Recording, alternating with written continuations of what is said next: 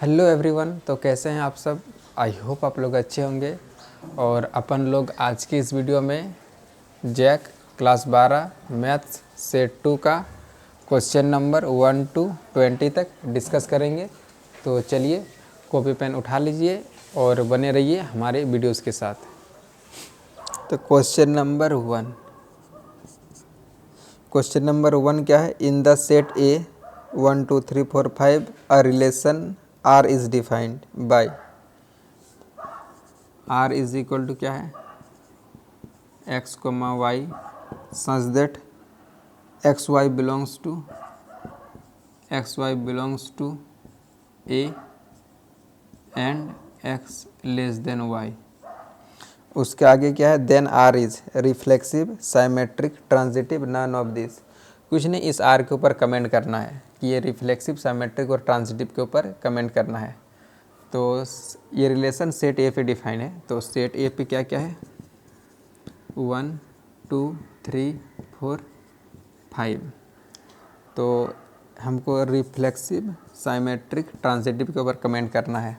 तो पहला आते हैं रिफ्लेक्सिव।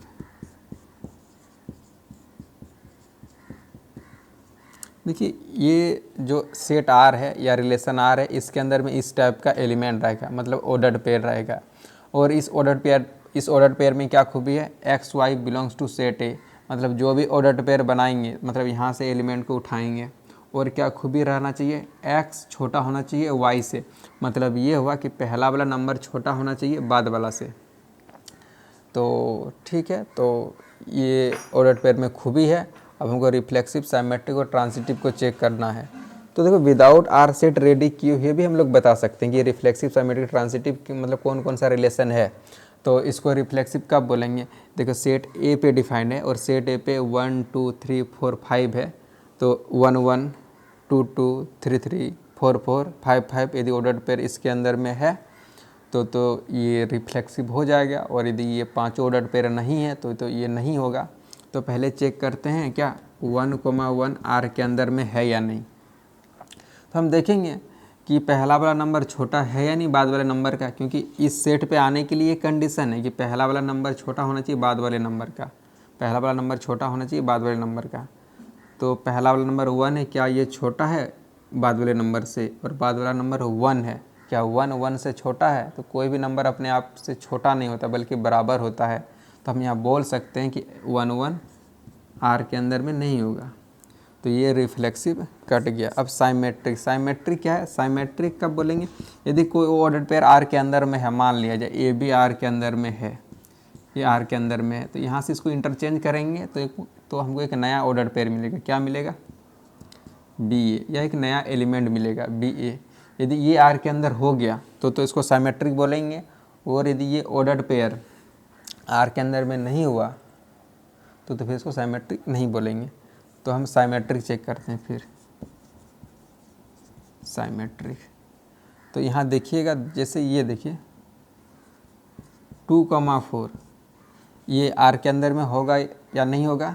तो देखिए पहला वाला नंबर 2 है, बाद वाला नंबर 4 है, तो पहला वाला नंबर छोटा है बाद वाले नंबर से। तो हम बोलेंगे ये आर के अंदर में है। अब क्या करेंगे? इसको इंटरचेंज करेंगे तो हमको मिलेगा एक नया ऑर्डर्ड पेयर 4, 2। क्या ये आर के अंदर में है? तो हम देखेंगे क्या पहला वाला नंबर छोटा है क्या बाद वाले से? तो नहीं, बाद वाला 2 है, यहाँ 4 है, तो 4 बड़ा है। तो हम बोलेंगे 4, 2 आर के अंदर में नहीं होगा। नहीं होगा मतलब ये साइमेट्रिक नहीं होगा। अब ट्रांजिटिव चेक करना है।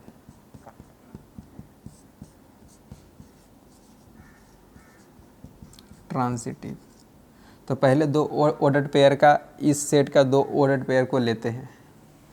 तो एक ले लिए ए कोमा बी आर के अंदर में है, और दूसरा ऑर्डर्ड पेयर क्या लेंगे? इसका सेकेंड एलिमेंट बी है, तो यहाँ बी से स्टार्ट करेंगे, बी और यहाँ सी डाल दिए, आर के अंदर में है।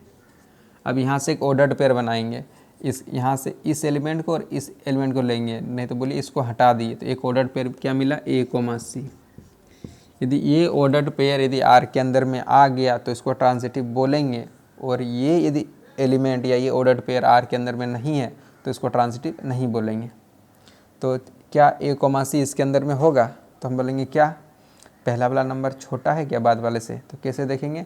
देखिए ये दोनों आर के अंदर में है, तो यहाँ से क्या बोल सकते हैं, यदि ये ऑर्डर्ड पेयर आर के अंदर का है या आर का इस सेट से उठाए हैं, तो ये खूबी तो होगा कि पहला वाला नंबर छोटा होगा बाद वाले से।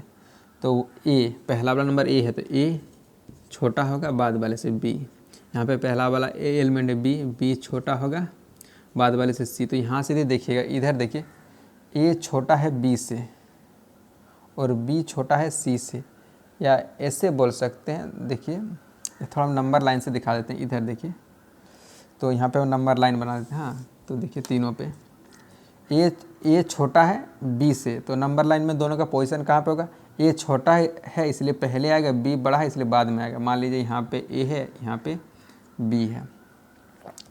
अब ये वाला क्या बोलता है कि बी छोटा है सी से, बी और सी में क्या है, बी छोटा है और सी बड़ा है, तो जो सी बड़ा है तो ये बी के राइट में आएगा क्योंकि ये बी से बड़ा है। तो जो सी है वो बड़ा है, किससे बड़ा है, बी से बड़ा है। यदि बी से बड़ा है तो बी के राइट में आएगा, तो राइट में यहाँ पे है। हमको ए और सी पे कंपेयर करना है, तो ए का पोजीशन यहाँ पे है, सी का पोजीशन यहाँ पे है, सी राइट पे है, तो सी बड़ा हो जाएगा, ए छोटा हो जाएगा। तो यहाँ पे क्या है, डायग्राम से यहाँ दिख गया कि ए छोटा है और सी बड़ा है, तो दिख गया। तो हम बोलेंगे ये आर के अंदर में हो जाएगा, आर के अंदर में होगा मतलब ये ट्रांजिटिव हो जाएगा। तो ठीक है, तो ये कौन सा ऑप्शन हो जाएगा, तो ट्रांजिटिव कौन सा ऑप्शन में है, ट्रांजिटिव सी में है, तो ये सी हो जाएगा। तो ठीक है, अब क्वेश्चन नंबर 2 देखते हैं। क्वेश्चन नंबर 2,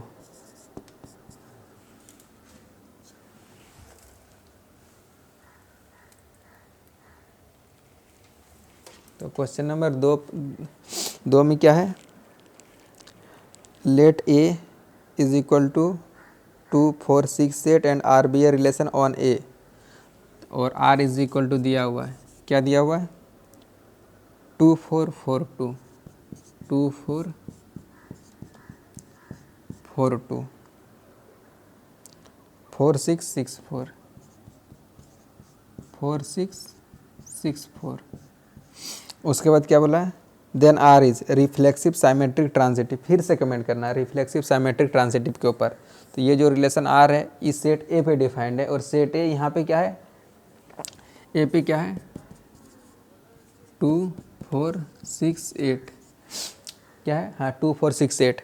तो हमको आर एस टी के ऊपर कमेंट करना है रिफ्लेक्सिव साइमेट्रिक ट्रांजिटिव। तो इसमें क्या देखिए, इसमें तो क्या बोलते हैं, ये जो भी सेट दिया हुआ है यहाँ पे तो सेट बिल्डर फॉर्म में दिया हुआ था, यहाँ पे मतलब क्या प्रॉपरली मतलब एलिमेंट को लिख दिया है, ये बोल सकते हैं ये रोस्टर फॉर्म में दिया हुआ है। तो इसको देखना आसान है इसके कंपैरिजन में। तो देखिए अब रिफ्लेक्सिव पे आते हैं, तो ये रिफ्लेक्सिव है या नहीं। तो देखिए ये सेट ए पे डिफाइंड है, और सेट ए पे क्या क्या है, 2, 4, 6, 8। तो इसको रिफ्लेक्सिव कब बोलेंगे, यहाँ पे 2 है तो 2, 2 ऑर्डर पेयर इसके अंदर होना चाहिए, 4 है तो 4, 4 रहना चाहिए, 6, 6 रहना चाहिए, 8, 8 रहना चाहिए। तो देखिए पहला ऑर्डर पेयर 2, 2 यहाँ से बनाए, मतलब 2, 2 बनाए, तो 2, 2 इसके अंदर है, 2, 2 नहीं है, देखिए कहीं नहीं है। तो ये साइमेट्रिक मतलब रिफ्लेक्सिव कट जाएगा। अब साइमेट्रिक कैसे चेक करेंगे, देखिए यहाँ पे 2, 4 है, तो इसको इंटरचेंज कीजिए, तो यहाँ से मिलेगा 4, 2। क्या 4, 2 है, हाँ है। अब इस पे आते हैं, इसको इंटरचेंज करेंगे, 4, 2 है, और इसको इंटरचेंज करेंगे तो हमको मिलेगा 2, 4। क्या 2, 4 है, हाँ है। तो इसके तरफ से भी कोई दिक्कत नहीं है। यहाँ पे देखिए 4, 6 है, इसको इंटरचेंज करेंगे तो मिलेगा 6, 4। हाँ 6, 4 इसके अंदर में है। अब इसको इंटरचेंज करेंगे 6, 4 को, 6, 4 को करेंगे चेंज, तो हमको मिलेगा 4, 6। 4, 6 है क्या, हाँ है इसके अंदर में। तो ये साइमेट्रिक हो गया। अब ट्रांजिटिव कैसे चेक करेंगे, तो देखिए इस टाइप का ना, इस पे ऑर्डर पेयर पहले ढूंढेंगे। जैसे ये ऑर्डर पेयर क्या है, ए, बी, और ये दूसरा ऑर्डर पेयर क्या, इस दूसरा ऑर्डर पेयर में क्या खूबी है, ये बी से ख़त्म होता है, ये बी से स्टार्ट होता है। तो पहले इसको पकड़ते हैं, क्या है 2, 4। देखिए 2, 4 इसके अंदर में है। देखिए 4 से ये ख़त्म हो रहा है, अब 4 से स्टार्ट होने वाला देखिए ऑर्डर पेयर को ढूंढेंगे। देखिए ये 4 से स्टार्ट हो रहा है, तो यहाँ पे 4, 2 लिखते हैं। ये दोनों तो आर के अंदर में, इसको काट दीजिए, तो क्या यहाँ से ऑर्डर पेयर मिलेगा 2, 2। क्या 2, 2 इसके अंदर में है। तो देखिए ये भी आर के अंदर में है, शायद इधर कट जाता होगा, ये भी आर के अंदर में है, बट इसको यहाँ पे रिमूव करने के बाद एक ऑर्डर पेयर मिला 2, 2। ये आर के अंदर में नहीं है, नहीं है मतलब ये ट्रांजिटिव नहीं है। तो ये क्या हो जाएगा, ना तो रिफ्लेक्सिव है ना तो ट्रांजिटिव है, सिर्फ साइमेट्रिक है। तो ऑप्शन कौन सा हो जाएगा, ये इसका ऑप्शन बी हो जाएगा, साइमेट्रिक। तो क्वेश्चन नंबर 2 का आंसर हो जाएगा बी। तो ठीक है, इसमें यदि कुछ कॉपी करना तो कॉपी कीजिए, फिर नेक्स्ट क्वेश्चन पे जाते हैं। अब हम लोग क्वेश्चन नंबर 3 को देखेंगे या 3 को डिस्कस करेंगे। क्वेश्चन नंबर 3 में क्या है कि हाँ, let A is equal to क्या है, पी क्यू आर, एक सेट दिया है। उसके बाद क्या बोल रहा है कि which of the following is an equivalence relation on A. तो मतलब कौन सा रिलेशन इक्विवेलेंस रिलेशन है, 4 गो ऑप्शन है। तो ठीक है, तो क्या हो जाएगा, देखो एक रिलेशन को इक्विवेलेंस कब बोलेंगे, यदि कोई रिलेशन रिफ्लेक्सिव भी है, साइमेट्रिक भी है, ट्रांजिटिव भी है, तो उसको फिर इक्विवेलेंस बोलेंगे। मतलब तीनों होना चाहिए, रिफ्लेक्सिव भी होना चाहिए, साइमेट्रिक भी होना चाहिए और ट्रांजिटिव भी होना चाहिए। तो चलिए ऑप्शन को देखते हैं। तो ये जो रिलेशन बोला है ऑन ए, तो ऑन ए बोला है, तो ए सेट क्या है, पी क्यू आर। तो पहला रिफ्लेक्सिव, तो रिफ्लेक्सिव होने के लिए इसके अंदर में पी है, तो पी कोमा पी। इसके अंदर में क्यू है, तो क्यू कोमा क्यू। और इसके अंदर में आर है, तो आर कोमा आर होना ही चाहिए पहले रिफ्लेक्सिव होने के लिए। यदि पहला ऑप्शन क्या है, ए बी सी डी, पहला ऑप्शन में यदि देखेंगे तो ये तीनों ऑर्डर्ड पेयर है नहीं, पहला कट जाएगा। R2 ऑप्शन बी में भी नहीं है, तो ये भी कट जाएगा। ऑप्शन 3 में यदि देखेंगे तो PP QQ RR है, तो रिफ्लेक्सिव तो हो गया। अब साइमेट्रिक को चेक करते हैं, ऑप्शन नंबर 3 को या ऑप्शन सी को। तो साइमेट्रिक कैसे चेक करते हैं, इंटरचेंज करते हैं एलिमेंट को, और इंटरचेंज करने के बाद जो भी ऑर्डर्ड पेयर आएगा वो R के अंदर में होना चाहिए। तो पहला एलिमेंट है PP या पहला ऑर्डर्ड पेयर है PP, उसको इंटरचेंज करेंगे तो मिलेगा PP जो कि R के अंदर में है। तो देखो जो इस टाइप का एलिमेंट है ना, उसको इंटरचेंज नहीं करेंगे, क्योंकि उसको इंटरचेंज करने से सेम एलिमेंट मिल जाएगा, तो वहाँ से कोई नया ऑर्डर्ड पेयर मिलता नहीं है। तो ठीक है, जो इसमें चौथा जो ऑर्डर्ड पेयर है, चौथा ऑर्डर्ड पेयर है PQ, इसको इंटरचेंज करेंगे तो मिलेगा QP, और QP R3 के अंदर में नहीं है। मतलब ये साइमेट्रिक नहीं हुआ, और साइमेट्रिक नहीं होगा फिर ट्रांजिटिव नहीं होगा, क्योंकि तीनों होना चाहिए। तो जो 3 रिलेशन दिया हुआ था, तीनों में कोई सा भी इक्विवेलेंस नहीं है, तो ऑप्शन डी हो जाएगा, नन ऑफ दिस हो जाएगा। ठीक है, अब क्वेश्चन नंबर 4 पे जाते हैं। क्वेश्चन नंबर 4, इसका सही आंसर डी हो जाएगा। तो क्वेश्चन नंबर 4 में क्या है, f x is equal to x square और g x is equal to दिया हुआ है साइन एक्स। हमको क्या निकालना है, एफ सर्किल जी एक्स निकालना है, जी सर्किल एफ एक्स निकालना है, जी सर्किल एफ एक्स निकालना है। तो क्या हो जाएगा, जी, इस सर्किल को हम लोग ब्रैकेट में कन्वर्ट कर देते हैं, और यहाँ पे एफ एक्स है, यहाँ पे एफ एक्स डाल दिए। क्या हो गया, जी, यहाँ पे है एफ एक्स, और एफ एक्स का वैल्यू क्या है, एक्स स्क्वायर। अब क्या हो गया, जी एक्स स्क्वायर। तो जी समथिंग कुछ भी निकालना होगा, आना होगा जी का डेफिनेशन के पास। तो जी एक्स स्क्वायर का मान निकालने के लिए आना होगा इसी के पास। हाँ, यहाँ आने के बाद जो एक्स है, उस एक्स की जगह एक्स नहीं लिखेंगे, एक्स की जगह क्या लिखेंगे, जी के बाद जो भी लिखा हुआ रहेगा। तो जी के बाद एक्स स्क्वायर है, तो एक्स की जगह लिखेंगे एक्स स्क्वायर। तो यहाँ पे साइन, तो लिख देंगे साइन, यहाँ पे एक्स है, एक्स की जगह लिखना है एक्स स्क्वायर, तो ये हो गया साइन एक्स स्क्वायर। तो कौन सा ऑप्शन में है, साइन एक्स स्क्वायर, तो ऑप्शन ए में है। तो 4 का सही आंसर हो जाएगा ए। तो ठीक है, इसमें कुछ कॉपी करना तो कॉपी कीजिए। क्वेश्चन नंबर 5 में क्या है, the function f is defined from n to n, और f x is equal to क्या दिया हुआ है, f x is equal to 2x दिया हुआ है। Is 1 1 but not onto 1 1 onto but not 1 1 none of this, मतलब 1 1 many 1 into 1 2 पे कमेंट करना है।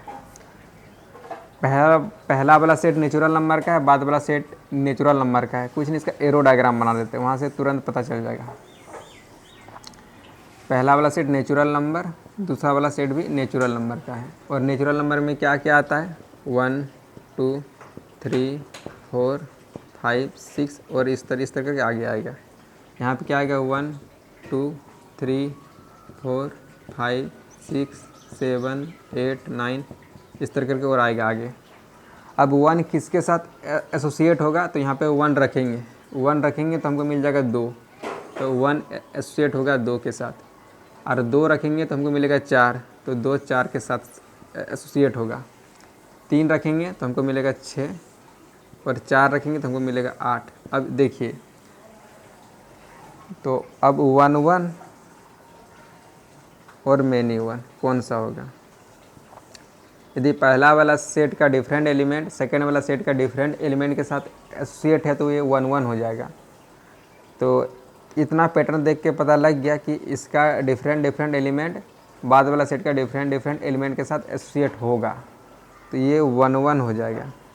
अब इनटू और ऑन टू में क्या होगा? इनटू और ऑन टू में देखो, यदि सारा एलिमेंट यदि एसोसिएट हो गया बाद वाला सेट का तो ऑन टू होगा, और एक भी बच गया तो इनटू हो जाएगा। जैसे यहाँ पे 1 छूट गया, 3 छूट गया, तो इनटू तो हो गया। तो ये क्या हुआ? 1 1 इंटू हुआ, 1 1 इंटू। अब ऑप्शन में ढूंढिए 1 1 इंटू, तो 1 1 इंटू कहाँ पे है? 1 1 बट नॉट ऑन टू। अच्छा रुकिए, पहला ऑप्शन क्या है? 1 1 बट नॉट ऑन टू। देखिए 1 1 है, 1 1 इंटू है, तो इंटू को ये बोल सकते हैं नॉट ऑन टू। इंटू है हम बोलेंगे not onto. Not onto मतलब ऑन टू नहीं है, ऑन टू नहीं मतलब क्या है? इंटू है। तो इसको ये भी लिख सकते हैं बट नॉट ऑन टू। ये बोला ऑन टू नहीं है, ऑन टू नहीं मतलब इंटू है, तो ये भी बोल सकते हैं। और ऑप्शन में ये दिया है, तो ऑप्शन नंबर इसका ए हो जाएगा, इसका ए हो जाएगा। ठीक है, अब हम लोग क्वेश्चन नंबर 6 को देखते हैं। अच्छा, तो question number 6, which of the following function have inverse? कौन सा फंक्शन का इन्वर्स एग्जिस्ट करेगा? तो दुनिया में जितना फंक्शन है सारा फंक्शन का इन्वर्स एग्जिस्ट नहीं करता है, तो कौन सा फंक्शन का इन्वर्स एग्जिस्ट करता है? जो फंक्शन 1 1 ऑन टू होता है उसका इन्वर्स एग्जिस्ट करता है।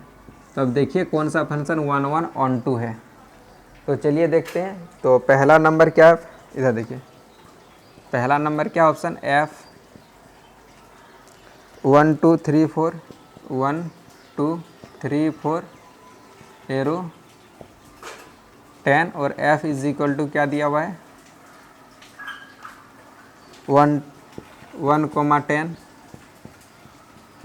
2 10 3 10 4 10। तो इसका एरो डायग्राम बनाते हैं। तो पहला वाला सेट है 1 2 3 4, और दूसरा वाला सेट में 10 है। इसमें 1 2 3 4, दूसरा वाला सेट में 10 है। अब 1 किसके साथ एसोसिएट होगा? तो 1 10 है, तो 1 10 के साथ एसोसिएट होगा, तो 1 10 के साथ एसोसिएट हो गया। 2 भी 10 के साथ एसोसिएट होगा। 3 10, 3 भी 10 के साथ एसोसिएट होगा। 4 10, तो 4 भी 10 के साथ एसोसिएट होगा। तो ये क्या 1 1 है? ये 1 1 नहीं है। देखिए मैनी एलिमेंट 1 के पास जा रहा है, तो ये मैनी 1 हो गया, ये हो गया मैनी 1। तो इसका इन्वर्स एग्जिस्ट नहीं करेगा। और यदि इनटू और ऑन टू पे यदि कमेंट करे तो बाद वाला सेट पे एक भी एलिमेंट नहीं बचा है, तो ये तो ऑन टू हो जाएगा। बट 1 1 ऑन टू नहीं आया, तो इसका तो इन्वर्स एग्जिस्ट नहीं करेगा। अब हम बी नंबर, तो बी नंबर का बनाते हैं एरो डायग्राम। तो देखिए पहला वाला सेट में क्या है? 5 6 7 8 है।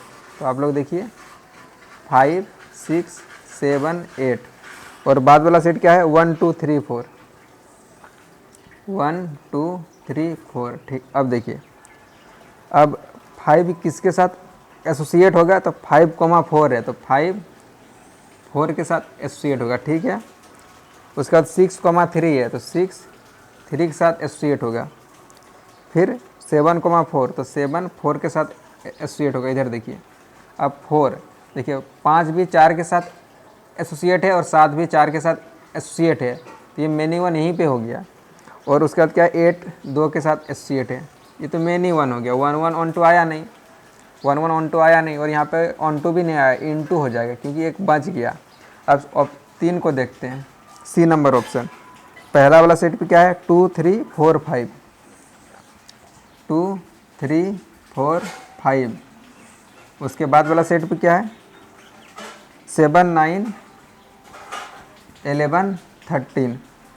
अब 2 किसके साथ एसोसिएट होगा, 2 7 के साथ, ठीक है, 3 9 के साथ, ठीक है, 4 11 के साथ, ठीक है, 5 13 के साथ। इसको देखिए ये 1 1 भी है और ऑन टू भी है। क्यों, देखिए सेट पहला वाला सेट का डिफरेंट एलिमेंट सेट बी का सेकेंड सेट का डिफरेंट एलिमेंट के साथ एसोसिएट है, एंड सेकेंड वाला सेट का सारा एलिमेंट एसोसिएट है। तो ये हो गया 1 1 ऑन टू, तो इसका इन्वर्स एग्जिस्ट कर जाएगा। तो इसका क्या आंसर हो जाएगा, सही ऑप्शन हो जाएगा सी। अब क्वेश्चन नंबर 7 को डिस्कस करेंगे। क्वेश्चन नंबर 7 क्या है, principal value of cos inverse 1/√2। तो इसका प्रिंसिपल वैल्यू क्या हो जाएगा, तो इधर देखिए कॉस इन्वर्स और ये 1/√2, ये कितना का मान है, कॉस में 1/√2 किसका मान होता है, तो कॉस π/4 का वैल्यू है ये। तो इसको लिखेंगे कॉस π/4, बाहर में कॉस इनवर्स अंदर में कॉस, तो यहाँ पे π/4 है, तो ये हो जाएगा π/4। तो कौन सा ऑप्शन में है π/4, तो कोई भी ऑप्शन में नहीं है, तो ये हो जाएगा डी हो जाएगा, नन ऑफ दिस, इनमें से कोई नहीं। ठीक है, अब क्वेश्चन नंबर 8 को देखते हैं। क्वेश्चन नंबर 8 क्या है, the value of cot tan inverse A plus cot inverse A. तो cot tan inverse A plus cot inverse A is equal to क्या हो जाएगा, cot tan inverse plus cot inverse π/2 होता है। ये हो गया कॉट π/2 और कॉट π/2 इज इक्वल टू 0 होता है। कॉट π/2 0, कौन सा ऑप्शन में 0 है, ऑप्शन सी। तो इसका हो जाएगा सी। अब क्वेश्चन नंबर हम लोग 9 को देखेंगे। Value of sine inverse 1 - x²/1 + x²। तो इसका वैल्यू क्या हो जाएगा, और यहाँ पे ये है कि x जो 0 और 1 के बीच में है, तो ठीक है, इसका वैल्यू निकालना है। तो अभी साइन इनवर्स का आर्गुमेंट क्या है, 1 - x²/1 + x²। जैसे ये चेहरा देके तुरंत क्लिक करना चाहिए, तुरंत चमक जाना चाहिए कि ये जो चेहरा है कॉस इनवर्स के साथ जचता है, साइन इनवर्स के साथ अच्छा नहीं लगता है। काश यहाँ पे कॉस इनवर्स रहता तो ये 2 tan इनवर्स x हो जाता। तो यहाँ पे साइन इनवर्स है, काश कॉस इनवर्स रहता। तो कॉस इनवर्स कैसे क्रिएट करेंगे, कोई दिक्कत नहीं है। साइन इनवर्स और कॉस इनवर्स कन्वर्टेबल टर्म है, तो साइन इनवर्स से कॉस इनवर्स एक क्लिक में ला सकते हैं। कैसे, तो इस साइन इनवर्स को लिख सकते हैं π/2 - कॉस इनवर्स। बस अब आर्गुमेंट क्या लिखेंगे, यहाँ पे आर्गुमेंट है 1 - x²/1 + x²। ये हो गया π/2 और ये हो जाएगा 2 tan इनवर्स x। तो क्या आया, π/2 - 2 tan इनवर्स x। तो कौन सा ऑप्शन में है, π/2 - 2 tan inverse x option B में है। तो इसका सही आंसर हो जाएगा बी। अब क्वेश्चन नंबर 10 की तरफ जाते हैं। क्वेश्चन नंबर 10 में क्या है, sine inverse x is equal to -1/2 दिया हुआ है। तो then the value of x is, x का मान निकालना है। तो निकल जा किधर, देखिए x यहाँ पे है, तो x इज इक्वल टू क्या हो जाएगा, साइन इनवर्स इधर आ गया, साइन हो जाएगा साइन -1/2। इस माइनस को आगे शिफ्ट कर सकते हैं, तो माइनस साइन 1/2। तो x बराबर क्या आ गया, -sin 1/2। तो -sin 1/2 कहीं ऑप्शन में है, तो ऑप्शन में नहीं है, -sin 1/2। तो ठीक है, कोई भी ऑप्शन में नहीं है, तो क्या करेंगे, ऑप्शन में नहीं है तो इसका आंसर हो जाएगा -sin 1/2। तो ठीक है,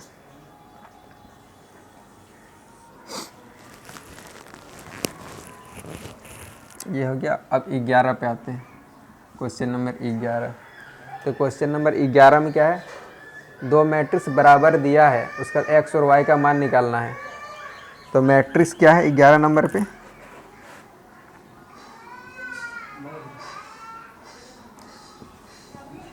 x plus y to 1 x minus y is equal to 3217 कुछ नहीं, हम लोग कॉरस्पॉन्डिंग एलिमेंट को इक्वेट करेंगे तो x प्लस वाई 3 के बराबर होगा, तो x plus y is equal to 3 और 2 को इक्वेट करेंगे 2 के बराबर, तो 2 बराबर 2 होता है, सब कोई जानता है, 1 बराबर 1 सब कोई जानता है। अब इसको इसके साथ इक्वेट करेंगे तो मिलेगा x minus y is equal to 7, कुछ नहीं ऐड कर देंगे तो ये हो जाएगा 2x, तो 2x इज इक्वल टू 10, तो x इज इक्वल टू 5। जब x का मान 5 हो गया तो यहाँ पे x रख देंगे 5, फिर 5 को उधर करेंगे तो यहाँ हो जाएगा -5, तो y का मान निकल जाएगा -2। तो अब ऑप्शन में ढूंढिए x का मान 5, y का मान -2, मतलब 5 और -2 को ढूंढिए। 5 और -2 कौन सा ऑप्शन में है? डी में है, तो इसका आंसर हो जाएगा डी। ठीक है, क्वेश्चन नंबर 12 को देखते हैं। क्वेश्चन नंबर 12 क्या है? एक मैट्रिक्स दिया है, उसका ऑर्डर बोला है। मैट्रिक्स क्या है? तो A इज इक्वल टू 2 3 5 2 3 5 0 -7 2, यही है। इसका ऑर्डर बोला है, मतलब आपको रो बताना है और कॉलम बताना है। पहले रो बताएंगे, उसके बाद कॉलम बताए। 1 2, तो 2 रो हो गया। 2 बाई कॉलम कितना है? 1 2 3, तो इसका ऑर्डर हो जाएगा 2 बाई 3, और 2 बाई 3 कौन सा ऑप्शन में है? ऑप्शन सी में है, तो इसका आंसर हो जाएगा सी। तो ठीक है, ऑप्शन सी हो गया। अब ठीक है, अब हम लोग क्वेश्चन नंबर 13 को करेंगे, तो इसको पहले मिटा देते हैं।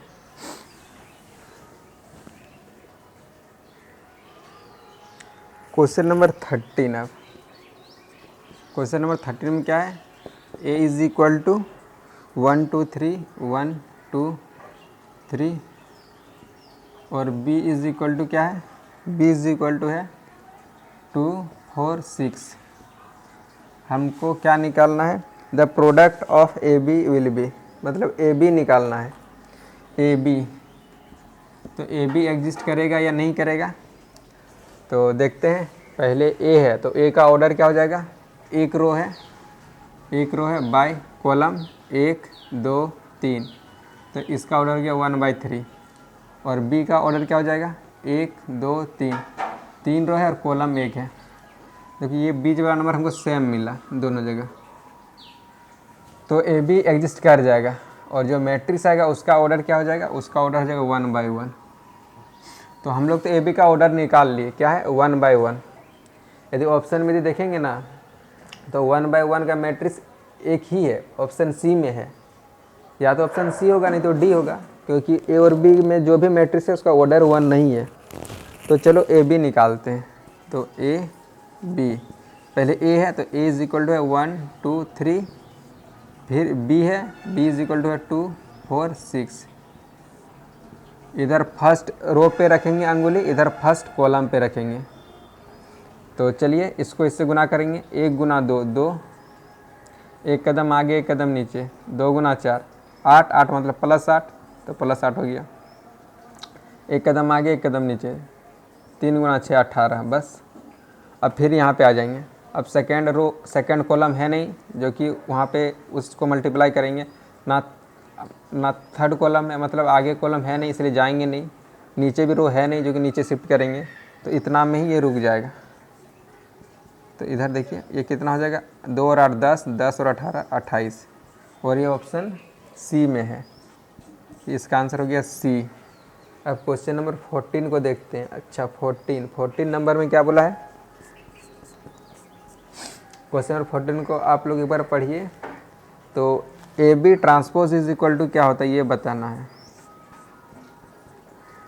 दो मैट्रिक्स है ए बी, इसका ट्रांसपोज है, तो दोनों को ट्रांसपोज देंगे, बट इस डायरेक्शन में देंगे। पहले बी को देंगे, उसके बाद ए को देंगे, तो ये हो जाएगा बी ट्रांसपोज ए ट्रांसपोज। यदि आपके पास ये रहता है ए बी सी का ट्रांसपोज, तो ये क्या होता है? इस धर से देंगे, तीनों को देंगे अलग अलग ट्रांसपोज। तो सी को देंगे तो ये हो जाएगा सी ट्रांसपोज, बी को देंगे बी ट्रांसपोज, ए को देंगे ए ट्रांसपोज। फिलहाल ये पूछा था, तो बी ट्रांसपोज ए ट्रांसपोज होगा। कौन सा ऑप्शन में है? डी में है। अब क्वेश्चन नंबर 15 को देखते हैं। क्वेश्चन नंबर 15 क्या है?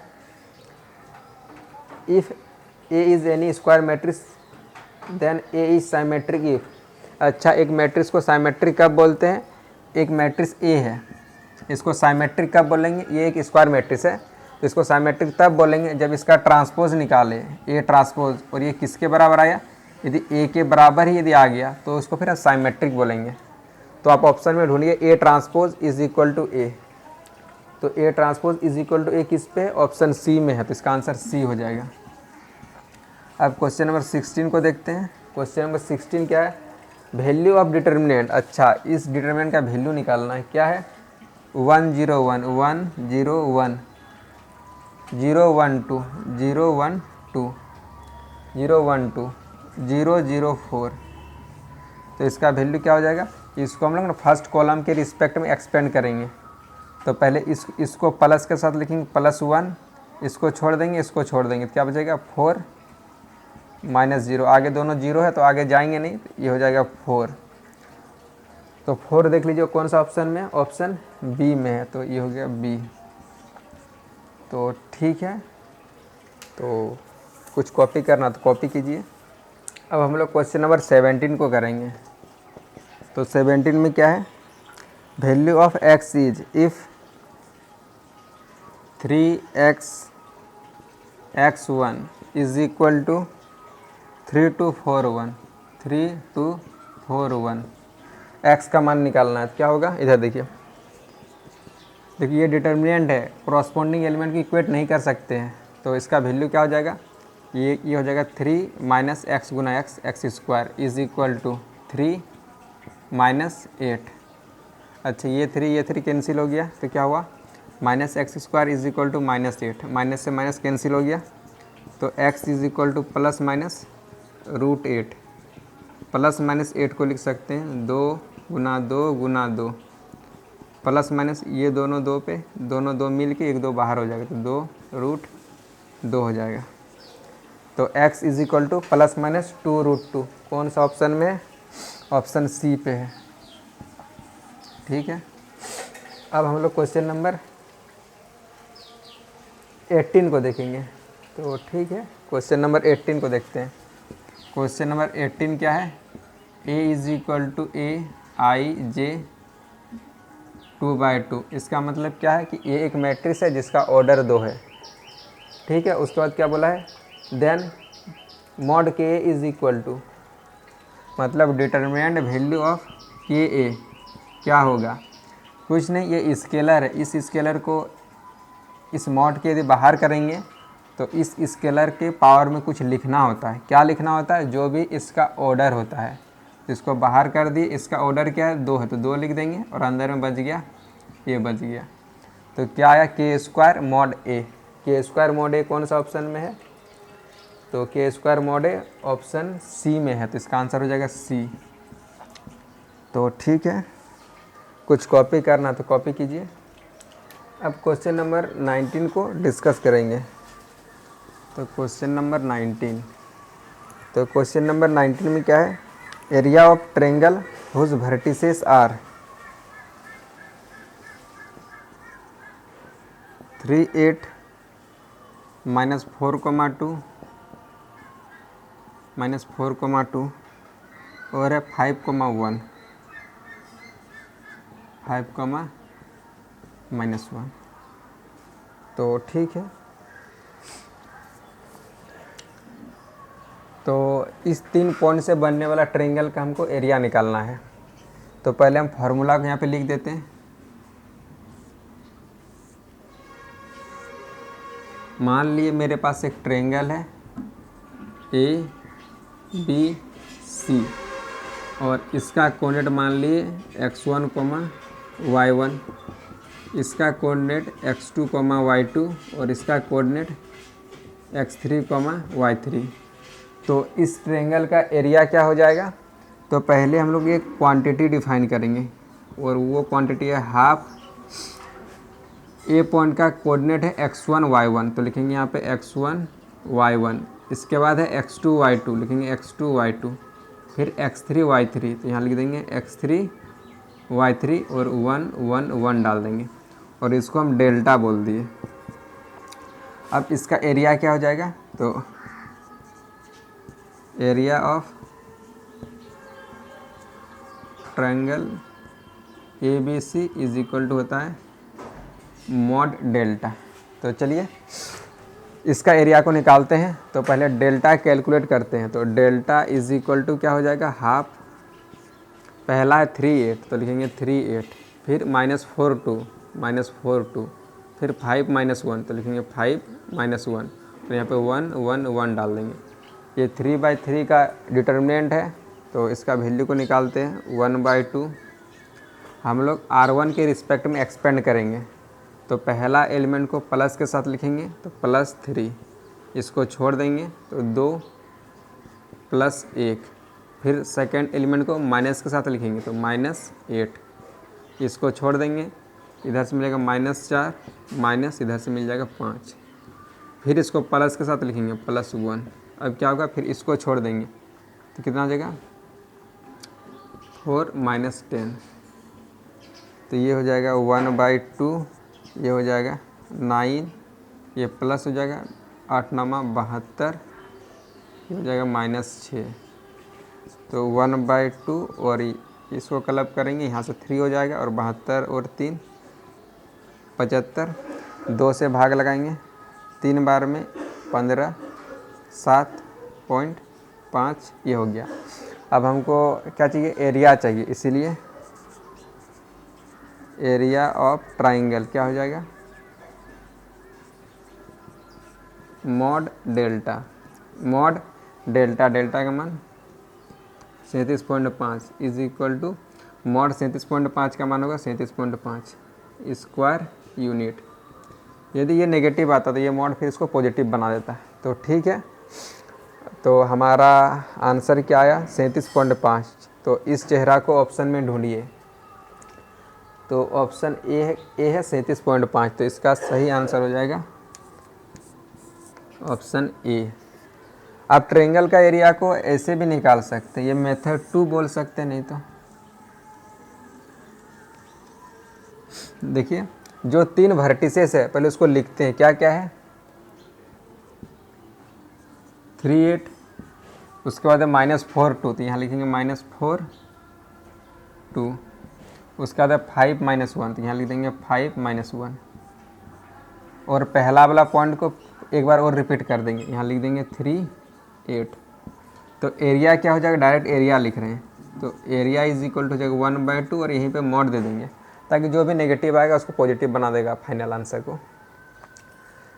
तो कैसे करेंगे, इधर देखिए, यहाँ से स्टार्ट करेंगे, इधर क्रॉस इसे गुना करेंगे, तो लाइक डिटरमिनेंट की तरह करेंगे, इधर से गुना करके लिखेंगे, फिर माइनस लगा के इधर से गुना करके लिखेंगे। तो इधर से गुना करेंगे तो हो जाएगा 6, फिर माइनस लिख दिए, और इधर से गुना करेंगे तो मिलेगा -32, और पहले से माइनस है इसलिए हो गया +32, फिर प्लस डालेंगे, फिर इस तरह ब्रैकेट दे देंगे।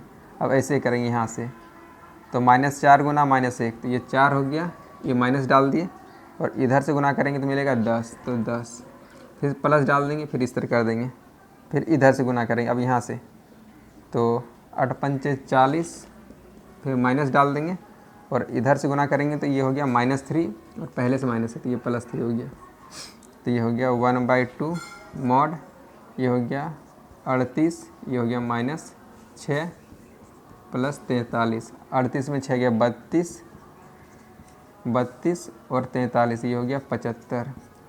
तो 1/2 गुना 75 का mod is equal to 75 is equal to 37.5 square unit. तो आप ऐसे भी निकाल सकते हैं। तो ठीक है, और एक दो एग्जाम्पल हम दिखा देते हैं।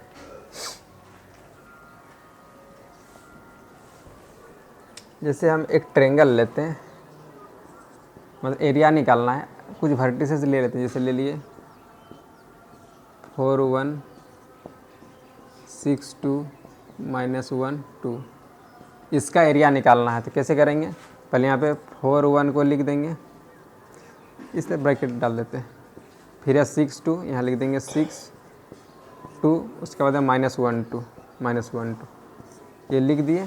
अब एक बार पहला वाला को फिर से रिपीट कर देंगे, यहाँ 4 1 लिख देंगे। अब एरिया क्या हो जाएगा, तो एरिया इज इक्वल टू लिखेंगे 1/2 मॉड, यहाँ से पहले इधर से गुना करेंगे तो 8 8 माइनस इधर से गुना करेंगे तो हो जाएगा 6 प्लस, अब यहाँ से 12 माइनस डाल दिया फॉर्मूला में, इधर से गुना करेंगे तो ये -2 हो गया और पहले से माइनस है इसलिए ये हो गया +2, फिर प्लस डालेंगे, अब यहाँ से -1 और इधर से गुना करेंगे तो ये हो जाएगा 8, बस। तो ये क्या हो गया 1/2, ये हो गया 2 प्लस ये हो गया 14, ये हो गया -9, तो ये क्या हो गया 1/2, 16 में 9 गया तो बचा नहीं, हाँ 16 गया, 16 में 9 जाएगा तो बचेगा 7, mod 7, 1/2 और mod 7 का वैल्यू 7, तो ये कितना हो जाएगा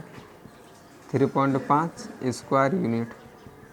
तो बहुत जल्दी इससे भी निकल जाएगा, तो आप इसको अप्लाई कर सकते हैं। तो ठीक है, और जैसे हम लोग एरिया निकाले और एक इस तरह से भी निकाल सकते हैं, और एक मेथड बता देते हैं। इधर देखिए, जैसे क्वेश्चन नंबर 19 को हम फिर से बता देते हैं। तो वर्टिसेस क्या क्या है देखिए, 3,8 है, उसके बाद क्या है -4,2, -4,2 और क्या है 5,-1। तो हम लोग एरिया कैसे निकालते थे, पहले डेल्टा निकालते थे, उसके बाद एरिया क्या होता था ट्रायंगल का मॉड डेल्टा। तो डेल्टा निकालने का और एक तरीका है, तो आप ऐसे करके निकाल सकते हैं डेल्टा।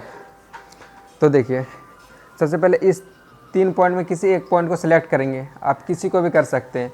फिलहाल हम इसको सिलेक्ट किए और इसको दोनों के नीचे लिखेंगे, इसके नीचे लिखेंगे और इसके नीचे लिखेंगे, बट दोनों का साइन चेंज करके लिखेंगे। यहाँ 5 है तो इसको -5 कर देंगे, ये -1 है तो इसको +1 कर देंगे, मतलब साइन चेंज करके नीचे में लिखेंगे। तो साइन चेंज करके लिख दिए, तो ये हो जाएगा -5 और ये हो जाएगा 1, फिर यहाँ पे -5 और 1। इसके बाद क्या करेंगे, अब डेल्टा को, अब देखिए, अब इसको से जोड़ देंगे, नहीं तो इधर तो छोड़िए, इधर देखिए। अब डेल्टा को इस तरह से भी कैलकुलेट कर सकते हैं, कैसे, इधर देखिए। तो डेल्टा = 1/2 इस तरह देंगे और इस तरह का देंगे, इसको जोड़ के लिखेंगे। 3 और -5 ये हो गया -2, 8 और 1 यहाँ लिख देंगे 9। अब यहाँ पे क्या -4 और -5 ये हो गया -9 और 2 और 1 ये 3 हो गया। अब इसका वैल्यू निकालिए, 1/2 इधर से गुना करेंगे तो ये हो गया -18, माइनस इधर से गुना करेंगे तो 81, -81 तो ये हो गया +81। तो नहीं, इधर से देखिए गुना कर दिया -6 हो जाएगा, ये हो जाएगा -6। तो 81 में 6 जाएगा तो बचेगा 75, 75 मतलब 37.5, ये हो गया, ये मॉड हो गया। तो एरिया का मतलब क्या होता है, ट्रायंगल का एरिया क्या होता है मॉड डेल्टा, और मॉड लेने के बाद भी क्या आएगा, ये पॉजिटिव है तो सेम आ जाएगा, इसलिए एरिया बराबर क्या हो जाएगा 37.5 स्क्वायर यूनिट। आप ऐसे भी निकाल सकते हैं, तुरंत निकल जाएगा। जैसे ये वाला, इसको भी आप निकाल सकते हैं। देखो इधर डेल्टा पहले निकालते हैं। हाँ, तो डेल्टा = क्या हो जाएगा, किसी एक पॉइंट को सिलेक्ट करेंगे, इसको सिलेक्ट किए, ठीक, तो इसको मिटाते हैं यहाँ से। तो ये क्या है -1,2 है तो दोनों का साइन चेंज करके लिखेंगे। ये -1 है तो 1 लिखेंगे, ये 2 है तो -2 लिखेंगे। क्या हुआ 1 - 2, यहाँ पे लिख देंगे 1 - 2। अब डेल्टा = क्या हो जाएगा 1/2। अब देखिए इसको जोड़ के लिखेंगे, 4 और 1 5, 1 और -2 -1, 6 और 1 7, 2 और -2 0 हो गया। तो क्या हो गया 1/2, इधर से गुना करेंगे 0, माइनस इधर से गुना करेंगे तो -7, ये हो गया +7। तो 7/2 मतलब हो गया 3.5। अब इसका मॉड लेंगे तो सेम आ जाएगा, इसलिए एरिया बराबर क्या हो जाएगा, तो एरिया बराबर क्या हो जाएगा 3.5 स्क्वायर यूनिट। तो आप ऐसे कर सकते हैं। तो ठीक है, अब हम लोग नेक्स्ट क्वेश्चन पे जाएंगे। तो क्वेश्चन नंबर 20। तो 20 क्या है, if A is a square matrix of order and then A adjoint A = adjoint A और A = ये क्या होता है, ये कुछ नहीं, फार्मूला बेस्ड क्वेश्चन है। एक प्रॉपर्टीज़ होता है मैट्रिक्स में, क्या होता है A एडजॉइंट A बराबर होता है एडजॉइंट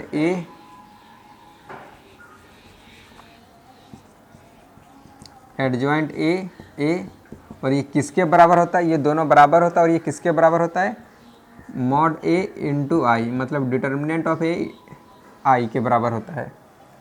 तो कौन सा ऑप्शन में है, ये ऑप्शन सी में है। तो ठीक है, ये हमारा क्वेश्चन नंबर 20 हो गया।